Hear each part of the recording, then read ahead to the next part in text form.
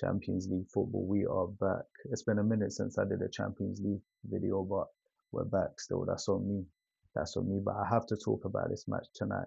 We will be doing a full Champions League roundup tomorrow, so stay tuned for that. But I have to talk about Arsenal. I have to talk about Bayern Munich. Arsenal 3, Bayern Munich 1 at the Emirates. And I believe this is such an important day and an amazing day for Arsenal fans. And the reason being, if we zoom out over the last few years, last 3, 4 years, we can see that Arsenal have been getting better and better. And we've talked about, you know, Arsenal. Do they have the squad now? Have they covered all areas to really, you know, succeed, right? And one of the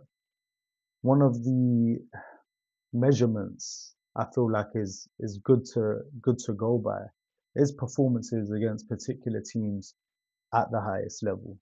And when you think back to Arsenal versus Bayern Munich in the Wenger days, it's been embarrassing. Bayern Munich really treating Arsenal like their sons. You know what I'm saying? The scorelines, listen, I'm sure you guys remember 8 something on aggregate and these type of things, right? So that's the difference between Arsenal and a Bayern Munich then. Now, 2 years ago, they faced each other in the knockout stages, I believe the quarter-final, and it was a much closer game. Obviously, Arsenal being the team that they've become under Arteta over the last few years, it was a much closer game, and I believe the deficit in that game was literally by 1 goal, and Bayern Munich knocked Arsenal out. And I remember at that time, Arsenal fans did feel like we could really beat Bayern Munich. And at the time, I did also think, I just think Bayern Munich, the engine that Bayern Munich are, it will just be a step too far, and it proved right at the time then. So we fast forward to today, and granted, it's not a knockout game. It's not a knockout game. The stakes aren't final, but it's still a great indicator because Bayern Munich have been in the form of their life. Arsenal have been in the form of their life. Arsenal have the best defense in the world. Bayern Munich have the best attack in the world. On form, this all is, by the way. This season, that's a fact. So it was gonna be. I thought this is gonna be an amazing game. It's the two best teams on form in Europe, right? And both of their best attributes in terms of Arsenal's defense and Bayern Munich's attack will be, uh, put to the test today, put to the highest test, in fact. And what did I think was going to happen before the game?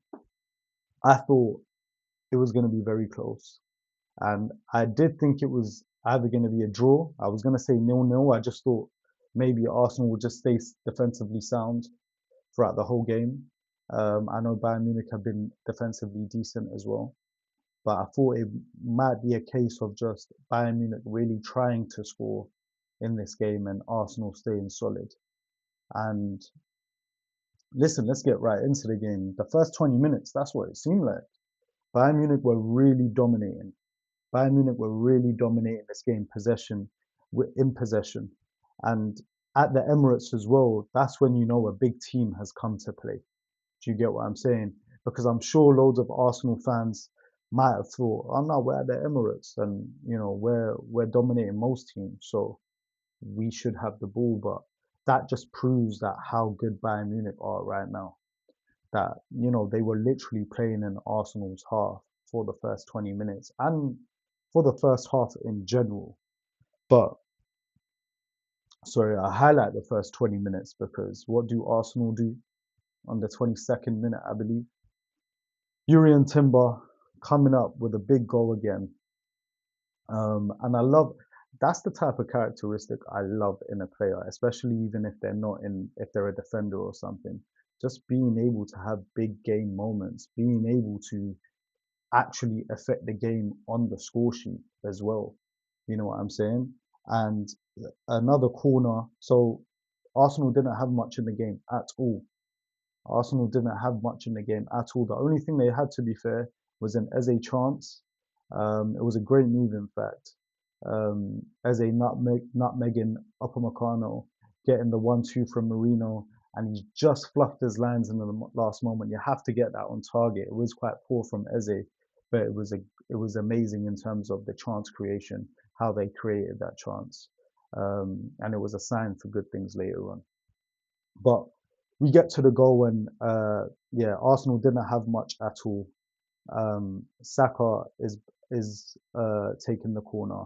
Normally it's Rice. We always talk about the deliveries from the corners is unreal, but this corner from Saka was outstanding. It's in such a dangerous area. And then when you look at the run from Timber, really running from the back post all the way to the front, even shoves Neuer on his way through, showing that grit, that determination to get on the end of things. And it's a great header, just glances it. All the pace was on the cross. So no need to do too much, just get contact and head it goalwards. And that's what Timber did. 1-0 Arsenal. Then it did go back to how it was for the first 20 minutes. Bayern Munich in possession. And obviously Bayern Munich really up in the ante now, being 1-0 down. And what an equalizer. What an equalizer. And this showed that, Bayern Munich, they're a strong, strong team because, again, we know how strong Arsenal's defense is. So for them to score this type of goal against Arsenal, it has to be a good goal. And Kimmich, Kimmich. And people, I feel like Kimmich is really underrated for everything that he's done in his career. And to this day, the way my man is balling. He gets the ball in around the center circle and he sprays it. What a beautiful pass. Right beneath the defender. Right past the defender. Literally falls onto Nabry's foot as he's making a run onto it. And a first time cross from Nabry. And Carl. Leonard Carl gets on the end of it and puts it in the back of the net. This boy is special. We're talking about the Yamals. We're talking about the Estevals. You need to put Leonard Carl's name in that mix. He is a baller. And even in the game, like I'm sure if you watch the game, you know that touch that he made when the ball, like just plucked the ball out of the air, was such a beautiful touch. And then he lays it off. But, so many players with all the Arsenal players around him, he's got that pressure to take a touch like that and then continue the attack is honestly amazing. Leonard Carl, and then obviously later on the goal came, and what a great goal it was. Great finish, a great run that he made into the box, anticipating what would happen next. So what a baller Leonard Carl is. We really need to start thinking about him in these conversations of best wonder kids because the start he's had at Bayern Munich, the goals that he's been scoring for Bayern Munich in the Bundesliga, and for him to score today, it really shows the level that he's playing at. 1-1 half time, gets to half time, 1-1. And then I don't know what Arteta said to them Arsenal boys, man, but when they came out in the second half, they were a different beast. They were a different beast, and they really took that home advantage. And you saw that with a Declan Rice chance. Declan Rice really being a huge powerhouse. I think Declan Rice in the first half was a bit, I'm saying it was a bit missing, but as expected with the way that Bayern Munich were dominating. But in the second half, that chance where he was literally galloping like a horse down the left wing, or I say left wing, but in the left half space towards goal, when he actually gets a great strike off as well, a good contact, and it's going in the back of the net if it's not for a great, great save by the veteran Manuel Neuer, you know. So it was coming, man. It was coming. Like Arsenal were pressuring. Arsenal were now the ones with the possession. Arsenal were the dominant force, and it seemed like um, Bayern Munich were really trying to find a break. Then some substitutes come. 68 minutes. Calafiori for Miles Lewis-Skelly and Martinelli for Saka. And guys, can we it's okay that Saka got hooked. Arsenal fans, I got more than one Arsenal fan telling me when I'm telling them Saka got hooked, they're telling me, ah, it's tactics, it's this, it's that. It's like, we all know Bukayo Saka is one of the best wingers in the world. He's been Mr. Arsenal for the past 5 years. Like, if Saka's playing to the level that we all know that he plays at. He's not coming off. He's not coming off the pitch. He's playing the full 90. I've got Arsenal fans telling me it was tactical and you know, uh, bro, he got hooked because he wasn't playing to the level that we know Saka can play at. And can we not act like Saka's been off form, man. He hasn't actually been performing well for a little bit, especially this season. He hasn't been one of Arsenal's best players this season at all. I think we all know this. Um, but yeah, anyway, so Ricardo Calafiori for Miles Lewis Skelly and Martinelli for Saka. And Calafiori, within 1 minute, makes an impact. On the 69th minute, Madueke with a great goal. Madueke with a great goal. And it wasn't because of Madueke's finish, but just the play up until that finish was nice, man. The way the chance was created, the runs in behind, the ball comes out wide. Calafiori makes that run in behind, and what a beautiful cross, curling away from the keeper, so the keeper can't really get it, and right into Madueke's path. And Madueke doesn't get the cleanest contact, but it's in the back of the net, and that shows Calafiori's quality this season. Calafiori has kept Miles Lewis Skelly out of the team. Miles Lewis Skelly had such a phenomenal season last season, a breakout season. And the fact that Calafiori, obviously, he was injured last season, he's come back and he's taken his place. It really is testament to the depth that Arsenal have. And Calafiori makes that impact straight away. And now, listen, Arsenal are just on the front foot. The way they're pressing the ball, they're in their groove. Bayern Munich just seemed a bit startled, to be honest with you. And behold, 76 minutes. Martinelli. Martinelli's trying to say, listen, Trossard, I know you've been doing your thing on that left wing. I know you're trying to cement that for yourself, but I'm not going away. But what I think that's beautiful with Martinelli and the Arsenal squad at the moment, it's like, as much as people want to play, they're also accepting their role off the bench as well. The Maduekis, the Martinellis.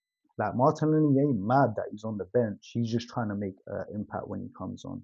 And that's when you know you've got a good thing going as a football club. Do you know what I'm trying to say? And Martinelli, he's been a big game player. He's been scored in so many big games for Arsenal, and he can add this one to the list. He can add this one to the list. A beautiful ball from Eze um, over the defenders to Martinelli. Martinelli takes a touch. It's actually a loose touch. And Manuel Neuer. People are gonna say, has Unk still got it? Is Unk past his time? Because what you're doing there, Manuel Neuer, that is poor, bro.